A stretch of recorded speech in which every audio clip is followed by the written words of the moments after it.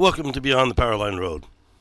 You know, my father, after World War II, was asked to be an honor guard for the League of Nations to deliver bodies to different countries, to places in Europe where they needed to go. And the reason is because he could speak 7 languages. He could speak Spanish and French and German and Russian and Polish and Czech and, of course, English. And he turned it down because he so wanted to get home. He was done with the war. He was done with fighting. He was done with the army at the time, and he just wanted to make a life for himself. So I respect what he did, and I never really understood what an individual that could handle those languages, how they handled them. Very often he would share with me a phrase, and he would say a phrase in French, and then he'd say a phrase in German, and he'd say a phrase in Czechoslovakian, and he goes, you hear the similarities? And my answer resoundingly was, no, Dad, I have no idea what you're talking about. And so what happened is I sadly never bothered to understand all the languages that he could speak. And I didn't even understand the word that someone that can speak languages are referred to until I was teaching a few years ago. And I had a young man on my decathlon team. And that young man could speak Spanish very well, and he could speak English very well. And he went off to Amherst to be to learn Russian. And his desire was to be a polyglot. And I never understood what the word was, polyglot. And he explained to me that it was an individual that knows many different languages and can communicate in many different languages. And I thought, well, my dad was a polyglot. And I know that probably didn't mean a whole lot to most people, but to me it kind of meant something. And the thing is, the sad part about it is I could not understand those languages. Then when I was in college, probably in 1978, 79, long time ago, I had a girlfriend that swore she could speak in tongues. And she said, oh, yeah, I can speak in tongues, and these stories and discussions that we would have. And I would say, well, if you can speak in tongues, let's figure out what tongue it is. And, we'll go and seek and save the lost. And her response was, but it was a tongue of the angels. And I thought, boy, that is just really a cop-out. But if you go to 1 Corinthians and you start looking at some of these things, you can find out that in the first century, there were a lot of polyglots. A lot of these individuals, and you could go to the Acts of the Apostles and see in Acts chapter 2 how, the apostles were speaking and the people were hearing them in their multi-languages. And of course, speaking in tongues at the time was necessary to get the word out to the world. But nowadays, it has been somehow thought of as something entirely different. And so we need to go back and look at what the word or what the statements are by Paul to have a little bit of an understanding.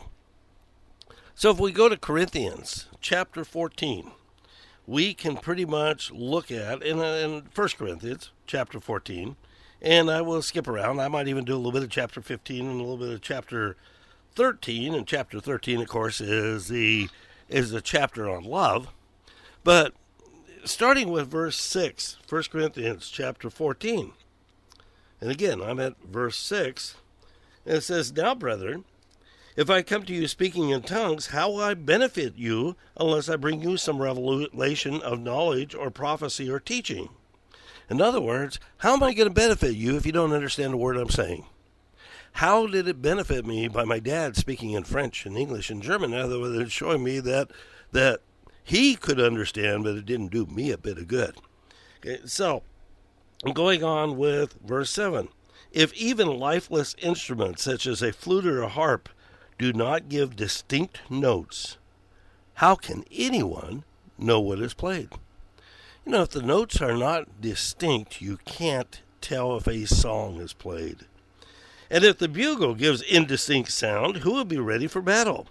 So with yourselves, if with your tongues you utter speeches that are not intelligible, how will one know what is said? For you will be speaking into the air. So what he's telling these individuals of the New Testament is, if you don't know the language when you're speaking in tongues and you're just rattling off a foreign language and no one understands you, you're speaking to the air. And he continues on, Paul does, and he said there are doubtless many different languages in the world, and none is without meaning. So every language has a meaning to someone. But if we do not know the meaning of the language, I will be a foreigner to the speaker, and the speaker a foreigner to me. So with yourselves, since you are eager for manifestations of the Spirit, strive to excel in building up the church. Strive to excel in building up of the church.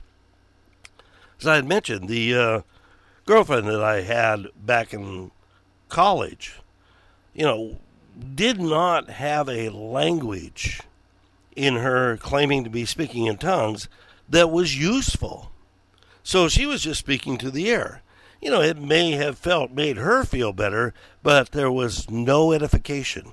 No edification for the church. And if we go to like New King James Bible, that verse that I just read says, even so, since you are zealous for spiritual gifts, let it be for the edification of the church that you seek to excel. So if we are not edifying the church, if we are not building up the church, then we are just people making noise. And if we go to we go to chapter 13, we can find out why that young lady way back when thought that she could be speaking in tongues of the angels. But we need to think about what Paul was saying here. Paul in chapter 14 makes a statement, I thank God that I speak in tongues more than all of you. Nevertheless, in church I would rather speak 5 words with my mind in order to instruct others than 10,000 words in the tongue, because he knows that if the tongue has no meaning to anyone, he might as well be kept silent. But for people who think they are speaking in tongues of angels, they misunderstand chapter 3, verse 1. Paul is talking about superlatives. He's saying that if, and I'm going to read it to you, then we'll explain it. If I speak in the tongues of men and angels, but have not love, I am a noisy gong or a clanging cymbal. He goes on, if I have prophetic powers and understand all mysteries and all knowledge, and if I have all faith so that I may remove mountains but do not have love, I am nothing. If I give away all that I have, and if I deliver up my body to be burned but have not love, I gain nothing. Paul is talking about superlatives here. He's talking about the extreme. For one thing, he doesn't know all the mysteries. He doesn't have all the prophetic powers, and he doesn't have all the tongues. He cannot speak in all the tongues of men, and he sure as heck could not speak in tongues of angels.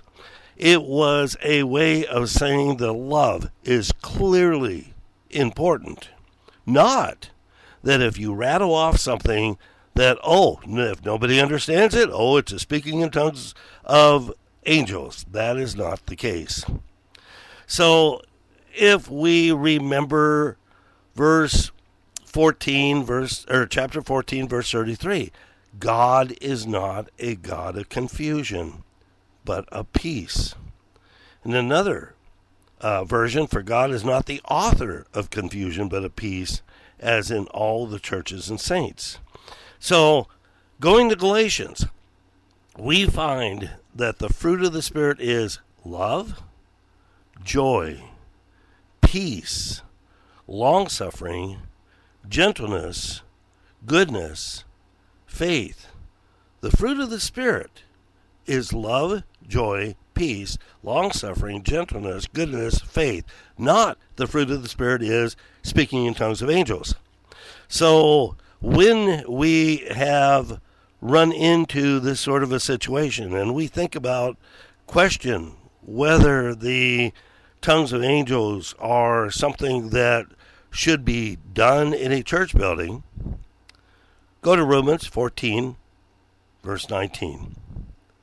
Let us therefore follow after the things which are made for peace, and things wherewith one may edify another. Ladies and gents, if we are not edifying our brothers and sisters, we are clanging gongs. We make no sense. Have a nice day.